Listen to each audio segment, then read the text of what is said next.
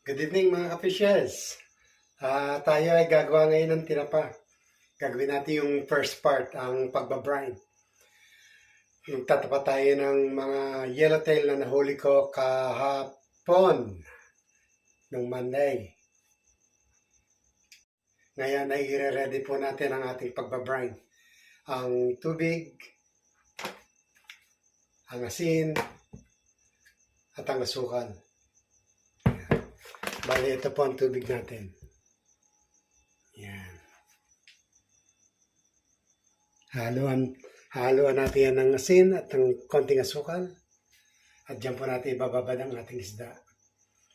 Ang ating naman pong isda ay ito na. Ayan, kung makikita po ninyo.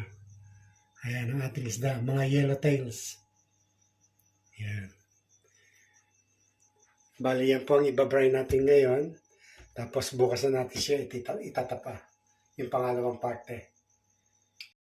Okay mga ka-fishes. Hintayin nyo na lang bukas. Abangan bukas ang ating pagtatapa. Good night!